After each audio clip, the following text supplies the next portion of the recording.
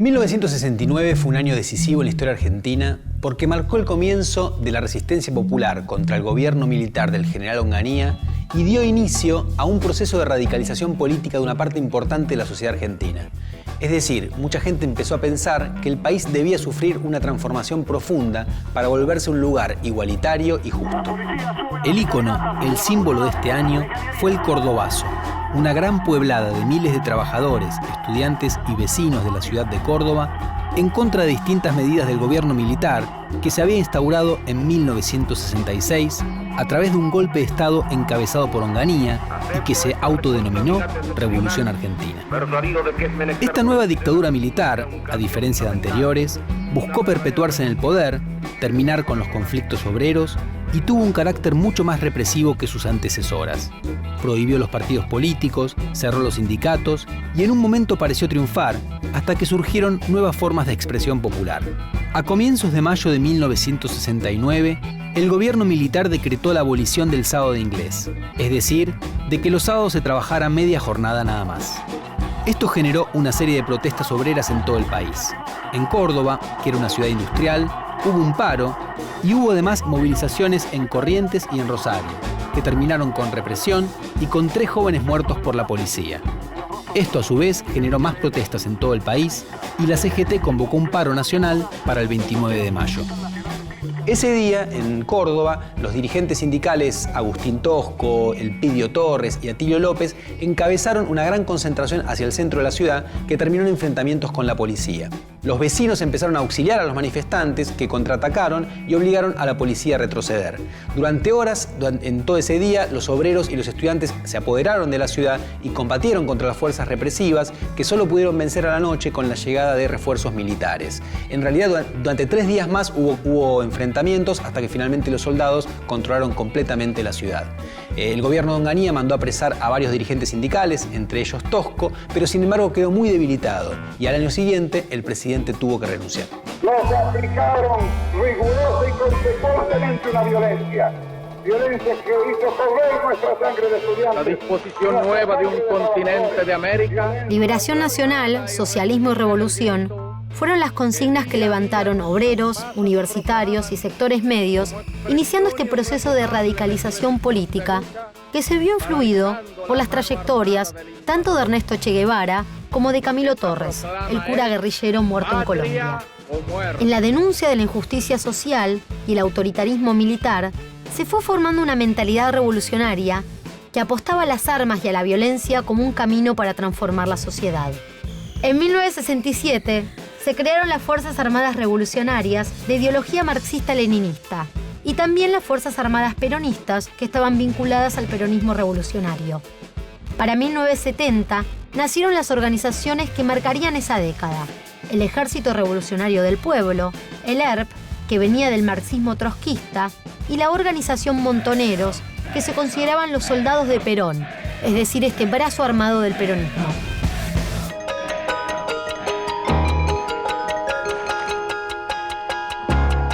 Al igual que el año anterior, siguieron las movilizaciones juveniles en todo el mundo.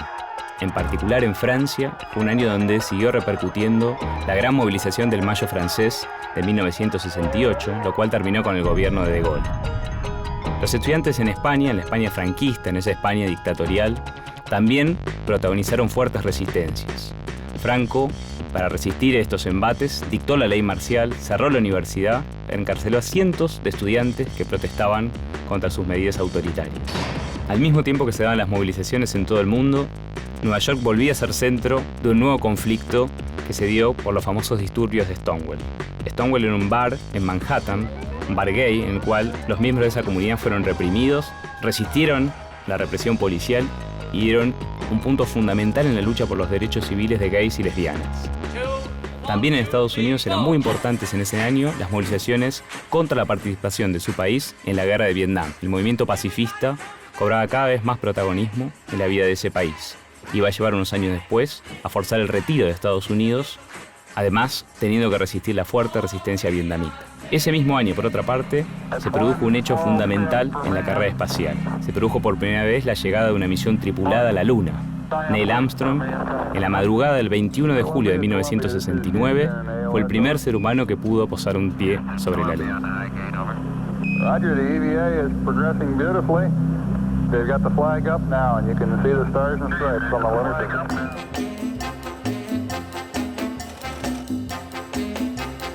En el año en que el hombre pisó la Luna era imposible que no surgieran tendencias en la moda que de alguna forma hicieran referencia a esta conquista espacial. En Europa, André Courrèges y Pierre Cardin proponían un diseño de moda con un alto grado de abstracción. Prendas severamente geométricas, de construcción perfecta y arquitectónica en colores puros, blancos, metalizados y en textiles nuevos combinados con detalles en plástico. Mary Quant, desde Londres, se disputaba con Courrèges la creación de la revolucionaria minifalda. Luego de los Beatles y de Mary Quant, Londres le mostró definitivamente al mundo que París ya no era el centro de las tendencias. En la vereda opuesta, el estilo hippie comenzó a estetizarse. El Festival de Woodstock en Estados Unidos fue un muestrario claro de las diferentes formas que podían tomar las estéticas que veían en la vestimenta una forma de manifestación pacifista contra la guerra y una nueva comunión con la naturaleza. Mientras tanto, en Buenos Aires, artistas como Dalila Puzzovio, que en 1967 había presentado sus dobles plataformas por las que había obtenido el Premio Internacional de Utela, Delia Cancela y Pablo Mesejian, que se proyectaban así desde Europa con sus ilustraciones y diseños, apostaban por la unión entre arte y moda. Paco Jaumandreu triunfaba en Nueva York con su gaucho look, entre 1969 y 1970. Y Manuel Lamarque y Mari Tapia reivindicaban el poncho y las rastras en sus creaciones. Las tardecitas de Buenos Aires tienen ese, qué sé yo, ¿viste?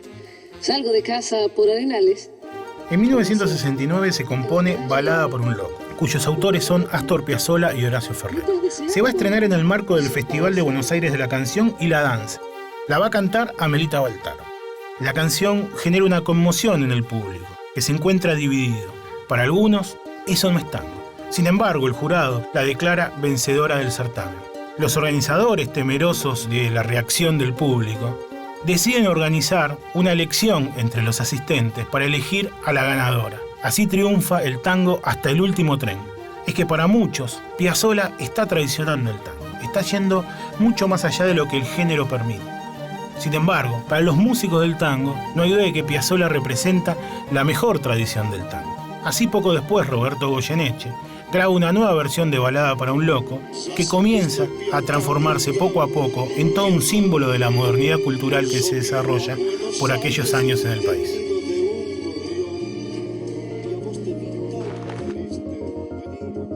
A fines de los años 60, el sector industrial atravesó una etapa de gran crecimiento, con un peso cada vez mayor del capital extranjero en algunas industrias dinámicas como la metalúrgica, la automotriz y la química.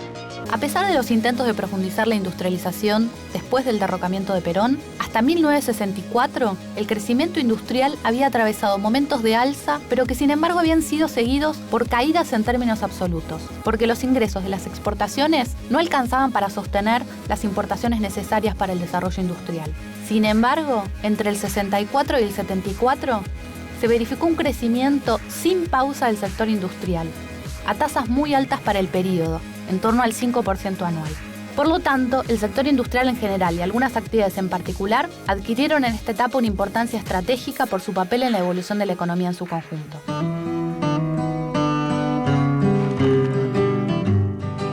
Tan pródigo fue 1969 para la canción argentina que bien podríamos declararlo el mejor en tan singular materia.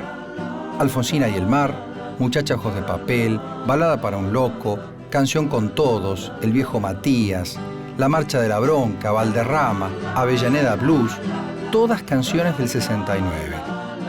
¿Por qué tanta gente pidiendo en el 69 que al mundo lo narraran los juglares modernos, en esas cápsulas de 3 minutos, las canciones, allí donde una melodía y una letra sellan un pacto tan secreto como irrevocable?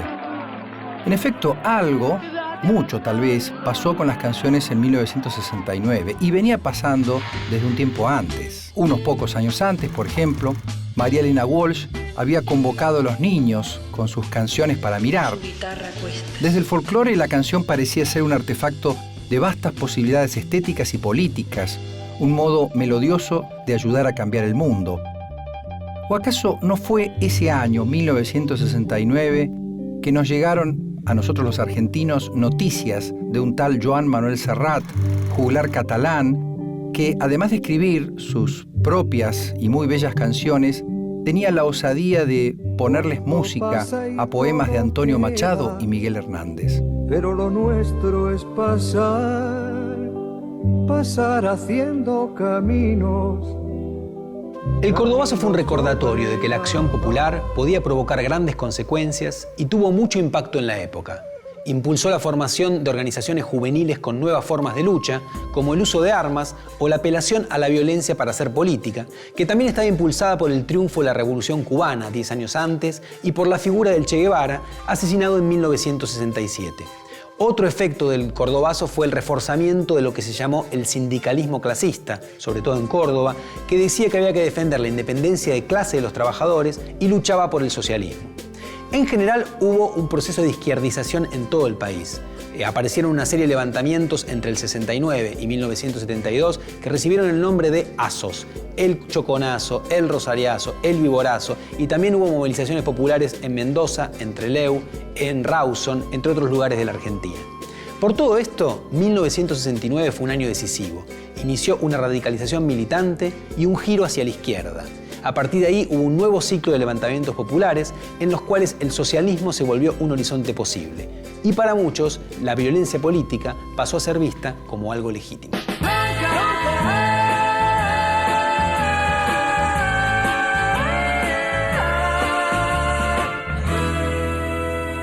Bronca cuando ríen satisfechos al haber comprado sus derechos. Bronca cuando se hacen moralistas y entran a correr a los artistas. Bronca cuando a plena luz del día sacan a pasear su hipocresía. Bronca de la brava de la mía. Bronca que se puede recitar para los que toman lo que es nuestro con el guante de disimular, para el que maneja los violines de la marioneta universal, para el que ha marcado la